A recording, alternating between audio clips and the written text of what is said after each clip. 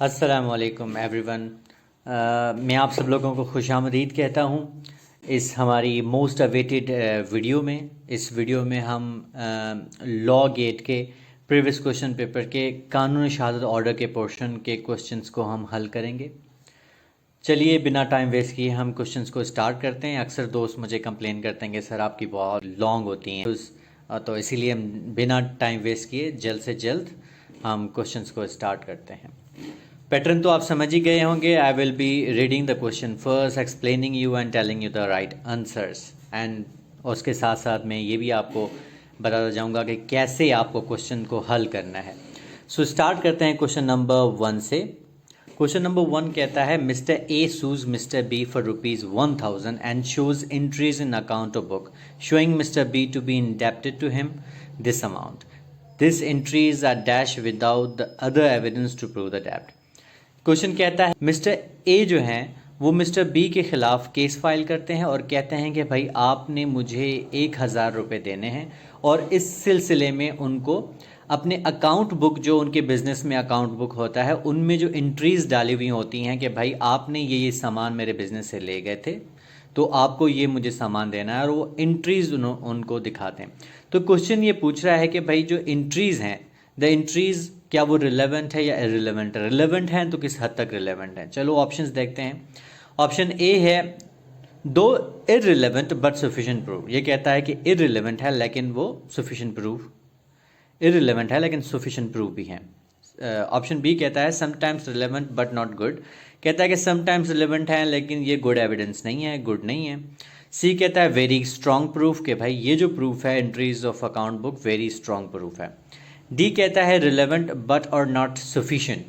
D कहता है कि भाई ये जो एंट्रीज हैं वो रिलेवेंट है पर वो सफिशिएंट नहीं है। सो करेक्ट आंसर जो है वहाँ यहाँ पे है डी, कि भाई जो एंट्रीज जो बुक्स में है वो रिलेवेंट है बट सफिशिएंट नहीं है। अब ये तो राइट आंसर है डी। और ये जो है हमारे बुक में इलिस्ट्रेशंस, काफ़ी लॉ गेट वाले क्या कहते हैं इलिस्ट्रेशंस और मेन बॉडी जो होती हैं सेक्शंस की वो भी उठा लेते हैं। अब ये जो इलिस्ट्रेशन उन्होंने उठाई है ये सेक्शन 48 से उठाई है।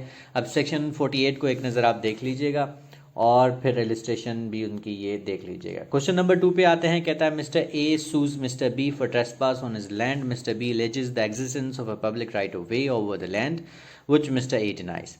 ये कहता है मिस्टर ए जो है वो मिस्टर बी के खिलाफ केस फाइल करते हैं। कहते हैं कि भाई आपने मेरी लैंड पर ट्रेसपास किया। ट्रेसपास यानी आपने मेरी इजाज़त, मेरी मर्ज़ी के बिना आपने फिज़िकली मेरी लैंड पर इंटरफेयर किया। तो मिस्टर ए मिस्टर बी के ऊपर ये एलिगेशन लगाते हैं। मिस्टर बी कहता है कि नहीं, मैंने कोई ट्रेसपास नहीं किया, मैं तो वो मिस्टर बी इलेज करते हैं कि भाई एग्जिस्टेंस ऑफ राइट ऑफ वे, कि भाई आपकी ज़मीन ये आपकी ज़मीन नहीं है, यहाँ पे पब्लिक राइट ऑफ वे है, यहाँ पे आम पब्लिक का आना जाना है, ये पब्लिक राइट ऑफ वे है यहाँ पे। जिसका जो मिस्टर ए हैं वो डिनाई करते हैं कि भाई यहाँ पे कोई पब्लिक राइट ऑफ वे नहीं है, ये मेरी प्राइवेट लैंड है। तो आगे बढ़ते हैं इस क्वेश्चन को। ये कहता है the existence of a decree in favour of the defendant in a suit by mister A against mister C for the trespass on the same land in which mister C alleged the existence of right of same right of way.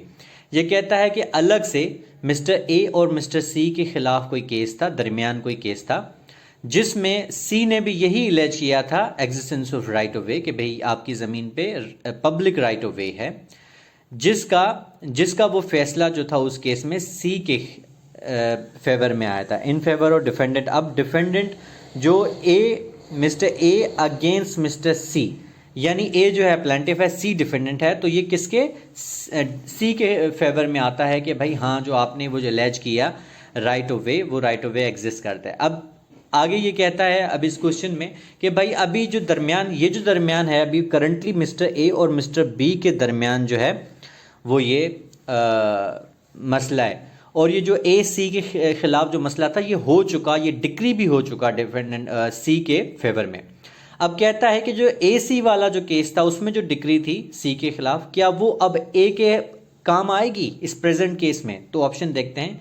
ये कहता है as a conclusive evidence in favour of mister B. ये कहता है कि भाई जो सी के फेवर में, जो पहले वाले केस में जो डिग्री आई है सी के फेवर में, वो अब बी के कंक्लूसिव प्रूफ है। भाई इसके अलावा बी को और कोई प्रूफ नहीं करना, बस ये खाली एक ही डिग्री मिस्टर बी के फेवर में एक कंक्लूसिव प्रूफ है।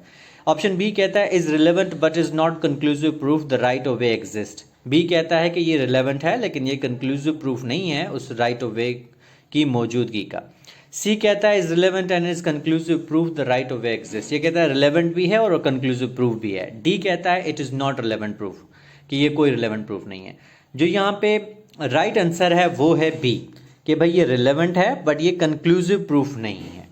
अब ये भी जैसे कि हम पढ़ रहे हैं ए बी, तो ये एक इलस्ट्रेशन है और ये आर्टिकल 56 से इलस्ट्रेशन ली हुई है, तो आप आर्टिकल 56 को एक नज़र बिल्कुल देखिएगा। क्वेश्चन नंबर 3 पे आते हैं। As per article 70 of the कानून शरीयत ऑर्डर ऑल फैक्ट्स डैश में बी प्रूव ऑरल एविडेंस। ये कहता है कि जितने भी फैक्ट्स हैं वो ऑरल एविडेंस की तरफ ऑरल एविडेंस से प्रूव किए जा सकते हैं, लेकिन एक डैश है कि भाई वो कौन से दूसरे फैक्ट्स हैं जो ऑरल एविडेंस के जरिए प्रूव नहीं किए जा सकते। ऑप्शन ए है including the content of a document. ये कहता है कि भाई all fact including the content of documents में भी प्रूव्ड ऑरल एविडेंस। बी है except the content of classified document. C है except the content of unattested document. D है except the content of document. अब इसमें आर्टिकल सामने है कि आर्टिकल 70 कहता है ऑल फैक्ट्स डैश का मतलब है option D except the content of documents, कि भाई जितने भी फैक्ट्स हैं कंटेंट ऑफ डॉक्यूमेंट के अलावा सब के सब ऑरल एविडेंस से प्रूव किए जा सकते हैं, और ये आर्टिकल 70 है। आप इसको कानून शब्द में गो थ्रू कर दीजिएगा। अब आते हैं क्वेश्चन नंबर 4 के ऊपर। ये कहता है द कंटेंट ऑफ डॉक्यूमेंट्स में बी प्रूव डैश्ड। अब कंटेंट ऑफ डॉक्यूमेंट कैसे प्रूव होंगे? ऊपर हमने देखा, ये आप सेक्शन 3 में देखिए कि भाई ऑल फैक्ट्स ऑरल एविडेंस के, ऑल फैक्ट्स जितने भी हैं ये ऑरल एविडेंस की तरह से प्रूव किए जा सकते हैं, लेकिन ये जो ऑप्शन डी है कंटेंट और डॉक्यूमेंट को छोड़ के। अब ऑप्शन जो क्वेश्चन नंबर 4 है वो कहता है कि भाई जो कंटेंट डॉक्यूमेंट फिर कैसे प्रूव होंगे। ये कहता है ऑप्शन ए है only by primary evidence, B है only by secondary evidence, C है by primary and secondary evidence, और डी है बाय डॉक्यूमेंट्री एविडेंस। तो राइट आंसर है इसका सी, दोनों की प्राइमरी और सेकेंडरी एविडेंस के थ्रू ये प्रूव किया जा सकता है कंटेंट ऑफ डॉक्यूमेंट। अब ये जो आर्टिकल है ये 72 आर्टिकल है, प्लीज़ इसको एक मरतबा बुक से ज़रूर पढ़िएगा। अब इसमें मैं थोड़ा ये डिस्कस करना चाहता हूँ कि प्राइमरी और सेकेंडरी एविडेंस क्या होता है। प्राइमरी एविडेंस एक्चुअली एविडेंस होता है जो डॉक्यूमेंट इटसेल्फ, यानी जो भी डॉक्यूमेंट है जो आप एलेज कर रहे हैं वो ओरिजिनल डॉक्यूमेंट इटसेल्फ हो तो उसको प्राइमरी एविडेंस कहते हैं। अगर वही डॉक्यूमेंट का कोई photocopy, compared copy, true copy या फोटोग्राफी क्यों ना हो, फिर उसको हम सेकेंडरी एविडेंस कहते हैं। अगर document itself is a primary document, if the document is copied, compared, if a certified true copy, even if it's a photograph, then it becomes a secondary evidence। तो आई होप कि ये primary और secondary evidence भी आपको clear हो गया होगा। Question number 5 पे आता है, ये कहता है एज पर कानून शरीयत order dash includes anything, state of thing, relation of thing capable of being perceived bye senses is dash. अब ये डैश जो है भाई ये किसकी डेफिनेशन है? एक्चुअली ये एक डेफिनेशन दी गई है। क्या डॉक्यूमेंट की डेफिनेशन है? नहीं। एविडेंस की डेफिनेशन है? नहीं। फैक्ट की डेफिनेशन है? हाँ, ये एक फैक्ट की डेफिनेशन है। हमारे बुक में, कानून शरीयत के बुक में आप आर्टिकल 2 के क्लॉज डी में आएंगे तो वहाँ पे ये सेम डेफिनेशन फैक्ट की दी गई है कि फैक्ट क्या होता है। Fact means anything, state of thing और relation of things capable of being perceived by our senses. हमारे एक क्वेश्चन में यहाँ पूछता हूँ आप लोगों से कि सेंसेस हम किसको कहते हैं? एक ह्यूमन बीइंग में कितने सेंसेस होते हैं? आप प्लीज़ कमेंट बॉक्स में बताइएगा, ये आपके लिए है। क्वेश्चन नंबर 6 में आते हैं। ये कहता है one fact is said to be dash to another when the one is connected with the other in any of the way refer to in the provision of the order relating to the relevancy of facts. ये कहता है एक fact जो है वो दूसरे fact से dash करता है अगर वो किसी भी तरीके से इस कानून में दिए गए किसी भी तरीके से अगर उससे कनेक्टेड हो। ठीक है, तो ये क्या है? कोरोबरेटेड। ऑप्शन ए है कोरोबरेटेड, ऑप्शन बी है डिस्प्यूटेड, ऑप्शन सी है इररिलेवेंट और ऑप्शन डी है रिलेवेंट। तो भाई ऑप्शन डी जो है यहाँ पे बिल्कुल सही है। ये कहता है one fact is said to be relevant to another, एक फैक्ट दूसरे फैक्ट से रिलेवेंट है अगर वो किसी भी तरीके से, जो यहाँ कानून में प्रोवाइड दिया गया है, किसी भी तरीके से अगर एक फैक्ट दूसरे फैक्ट से कनेक्ट करता है तो वो ऑब्वियसली इस कानून में रिलेवेंट फैक्ट कहा जाएगा। अब रिलेवेंट फैक्ट ऑब्वियसली एक मैं आपको इसका प्रोविजन बनाता हूँ। इसका प्रोविजन है आर्टिकल 2 में। आर्टिकल 2 के सब आर्टिकल 2 में आपको ये सेम डेफिनेशन वहाँ मिल जाएगी। क्वेश्चन नंबर 7 पे आते हैं। क्वेश्चन नंबर 7 कहता है ना criminal case if a prosecution fails to discharge its burden. बहुत ही इजी सवाल ये कहता है अगर एक क्रिमिनल केस है, फॉर एग्जांपल अगर उसमें प्रोसिक्यूशन कोई भी एलिगेशन लगाया है और वो एलिगेशन प्रूव करने में फेल हो जाती है तो उसका रिजल्ट क्या होगा। Accuse is settled. अब बी है accuse is acquitted. Yes, the right answer is B. Obviously whenever the prosecution fails to discharge its burden of proof and the allegation that they have alleged on the accused and they fail to prove that allegations, obviously the result is the accused will be acquitted. तो question number 8 पर आते हैं। Question number 8 कहता है as per article 19 of the कानून शाद order fact which though not an issue or connected with a dash as to form part of the same transaction are relevant whether they concurrent at the same time and the place at different times and places। यह कहता है कोई भी fact है वो इन issue नहीं है और किसी भी तरीके से वो किसी भी फैक्ट, अब जो डैश है वो कहता है कि उससे वो कनेक्टेड है और वो सेम ट्रांजैक्शन में उसका हिस्सा आ रहा है तो वो भी रिलेवेंट फैक्ट है। अब ख्वाह वो उस सेम प्लेस पे हुआ हो और या डिफरेंट प्लेसेस या डिफरेंट टाइम पे हुआ हो। अब जो डैश है इसको हम देखेंगे कि डैश क्या है। ऑप्शन ए जो है वो डिस्प्यूट नहीं, क्राइम नहीं, ऑफेंस नहीं, फैक्ट एंड इशू। हाँ, जो राइट आंसर है वो यहाँ है डी, फैक्ट एंड इशू। अब दोबारा इसको डेफिनेशन को पढ़ते हैं यहाँ से। फैक्ट विच दो नॉट एन इशू, ऐसा कोई फैक्ट जो इशू में खुद इशू में नहीं है, यानी जो ऐसा कोई फैक्ट है वो खुद फैक्ट एंड इशू नहीं है लेकिन वो किसी भी तरीके से are connected with a fact and issue, किसी भी तरीके से फैक्ट एंड इशू से कनेक्टेड है तो वो भी एक्चुअली क्या है, आर रिलेवेंट है। ठीक है।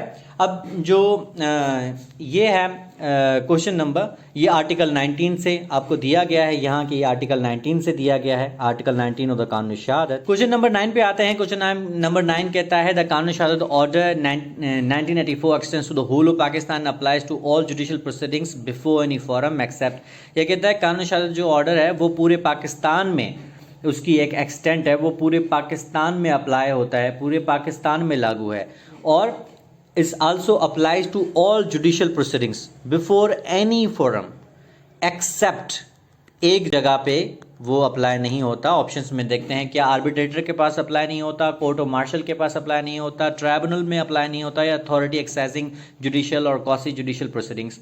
तो ये भाई जो हमारा ए ऑप्शन है बिल्कुल सही है क्योंकि जो कानून शहादत है वो हमारा आर्बिट्रेटर के सामने अप्लाई नहीं होता। अब क्वेश्चन नंबर 10 पर आते हैं। क्वेश्चन नंबर 10 हमारे पास कहता है आर्टिकल ऑफ द कानून शहादत order provides that the evidence can be given regarding any fact and issue and relevant fact. भाई हमारे पास कानून शहादत में वो कौन सा आर्टिकल है जो हमें ये देता है कि भाई कोई भी एविडेंस फैक्ट एंड इशू और रिलेवेंट फैक्ट के तवज्जो से दिया जा सकता है, वो आर्टिकल कौन सा है? तो आर्टिकल ऑप्शन बी यहाँ बिल्कुल सही है, आर्टिकल 18 है। क्वेश्चन नंबर 11 पे आते हैं। ये कहता है आर्टिकल 132 कानून शहादत डील्स विद। अब आर्टिकल 132 जो कानून शहादत का है वो किस चीज़ से रिलेट करता है, डील करता है? तो भाई ये डील करता है एग्जामिनेशन इन चीफ, ठीक है, एटसेट्रा। और आगे ये एग्जामिनेशन चीफ से डील करता है, फिर क्रॉस एग्जामिनेशन से और री एग्जामिनेशन से ये सेम आर्टिकल 132 डील करता है। आगे चलते हैं क्वेश्चन नंबर 12 पे। क्वेश्चन नंबर 12 कहता है all facts may be proved by oral evidence except. ये सेम क्वेश्चन हम ऊपर अभी डिस्कस करके आए हैं। अब क्वेश्चन नंबर में आपको एक मरतबा दिखा देता हूँ। क्वेश्चन नंबर 3 यही है, क्वेश्चन नंबर 3। इसको हम आप वीडियो पीछे करके आप इसको एक मरतबा फिर देख लीजिएगा। ये कहता है ऑल फैक्ट्स में भी प्रूव्ड बाय ओरल एविडेंस। मतलब जितने भी फैक्ट्स हैं वो ओरल एविडेंस के थ्रू किए जा सकते हैं, प्रूव किए जा सकते हैं, लेकिन कौन सा वो फैक्ट है जो हम ओरल एविडेंस के थ्रू प्रूव नहीं कर सकते? वो है कंटेंट्स ऑफ डॉक्यूमेंट बी, ठीक है, और ये आर्टिकल 70 है, हमने अभी ऊपर देखा। क्वेश्चन नंबर 13 पे आते हैं। अंडर कानून शहादत order 1984 the doctrine of estoppel is not operative. ये कहता है अंडर कानून शहादत के अंदर एक प्रिंसिपल है हमारे पास एस्टोपल। अब जो एस्टोपल है वो कहता है वो नीचे दिए गए ऑप्शंस पे किस चीज़ के ऊपर लागू नहीं होता, ऑपरेटिव नहीं होता। तो क्या अगेंस्ट स्टेट लागू नहीं होता, in respect of question of law लागू नहीं होता, अगेंस्ट अ कॉर्पोरेशन, या ऑल ऑफ दी अबव। तो यहाँ पे जो राइट आंसर है वो ऑप्शन बी है कि जब क्वेश्चन ऑफ लॉ होता है, question of law for example, उसके ऊपर एस्टोपल का प्रिंसिपल अप्लाई नहीं होता। अब हम आ जाते हैं क्वेश्चन नंबर 14 के ऊपर। क्वेश्चन नंबर 14 कहता है अंडर कानून शहादत order if a person takes the plea a right of self defence under the burden of proof is on. अब ये कहता है अगर कानून शहादत के अंदर कोई शख्स है वो कोई भी प्ली लेता है या सेल्फ डिफेंस की प्ली लेता है तो बर्डन ऑफ प्रूफ किस पे होता है? प्रोसिक्यूशन ए, प्रोसिक्यूशन के ऊपर होता है। B, party decided by the court, या कोर्ट कोई भी पार्टी डिसाइड करे कि भाई ये बर्डन ऑफ प्रूफ आपने डिसाइड करना है तो उस पार्टी ने डिसाइड करना है। या सी है द डिफेंस, और डी है एनी ऑफ ए और बी अबव, ए या बी, प्रोसिक्यूशन या party decide bye the court. अब जो यहाँ पे अब देखें कि ये भाई स्पेशल प्ली ले कौन रहा है? If a person takes the plea और राइट ऑफ सेल्फ डिफेंस। अब जो राइट ऑफ सेल्फ डिफेंस जो पार्टी जो भी लेता है वो एक्चुअली अक्यूज जो होता है क्रिमिनल केसेस में, accuse right of self defence वही लेता है कि भाई ये मैंने क्राइम किया लेकिन मैंने अपने ये क्राइम अपने सेल्फ डिफेंस में किया। ठीक है, तो अक्यूज को हम दूसरे वर्ड्स में कहते हैं defence. The option C is right, the defence. So जब भी कोई शख्स स्पेशल प्ली लेता है, takes a plea, special plea. अब स्पेशल प्लीज में क्या क्या आ जाता है? स्पेशल प्ली में हमारे पास आ जाता है प्ली ऑफ एल्बाई। तो एल्बाई एक स्पेशल प्ली है। अगर वो प्ली ऑफ एल्बाई लेता है या राइट ऑफ सेल्फ डिफेंस लेता है तो ये जो प्लीज हैं ये हमेशा अक्यूज लेता है, और अक्यूज का दूसरा नाम होता है उसकी डिफेंस साइड कहते हैं, और कंप्लेनेंट की साइड को कहते हैं प्रोसिक्यूशन, जो ऑप्शन ए है। लेकिन इस क्वेश्चन में जो राइट आंसर है वो सी है, द डिफेंस।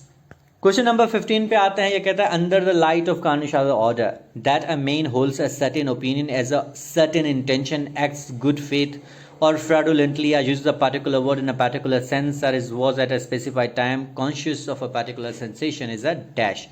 ये कहता है कोई भी ऐसा शख्स जो कोई भी अपने दिमाग में, माइंड में कोई भी एक ओपिनियन रखता हो किसी चीज़ को लेके, या कोई सर्टेन इंटेंशन, कोई ख़ास इंटेंशन रखता हो अपने माइंड में, या कोई भी वो अमल करता है गुड फेथ में करता हो, या फ्रॉडुलेंटली करता है, या कोई भी ऐसे वर्ड्स, वो पार्टिकुलर वर्ड्स अपने ज़बान से निकालता है जिसका वो उसके जहन में कोई पार्टिकुलर सेंस होता है, और उस सेंसेशन यानी उसी सेंस के बारे में उसको पूरी कॉन्शियस नॉलेज भी है, तो इसको उस शख्स को क्या कहेंगे? या उस शख्स को तो नहीं, दरअसल उस शख्स की ये जो हरकत हैं, ये जो मतलब कि कोई ओपिनियन रखना, कोई सर्टेन इंटेंशन रखना, ये सब उसके अमल है ना, तो इस अमल को क्या कहेंगे? विटनेस कहेंगे? ऑब्वियसली नहीं। ठीक है, क्योंकि विटनेस हम शख्स को कहते हैं, और यहाँ पे उसकी इस हरकत के बारे में ये जिक्र कर रहा है। एविडेंस कहते हैं, थोड़ा दिमाग लगाएं, शायद एविडेंस कहते हो। सी है प्रूफ कहते हैं, या डी है फैक्ट। तो question number option number D जो है फैक्ट, ये सब फैक्ट में आते हैं। ये जितनी भी चीज़ें हैं, कोई शख्स अगर कोई ऐसी चीज़ें अपने एक्ट्स में करता है या जहन में रखता है तो उन सबको हम फैक्ट्स कहते हैं। अब बहुत ही मुश्किल है ये क्वेश्चन नंबर 15, क्योंकि ये एज इट इज़ ये कानून शहादत के बुक से उठाया गया है, और आर्टिकल 2 के क्लॉज एफ के इलिस्ट्रेशन डी से उठाया गया। ये एक इलिस्ट्रेशन है। ठीक है, हमेशा आपने देखा होगा illustration A B C D से स्टार्ट होती है, लेकिन this is also illustration which provide illustration D in clause F of article 2 of the कानून शहादत ऑर्डर। तो यहीं पे हमारा ये एंड होता है। प्लीज़ सब्सक्राइब और शेयर।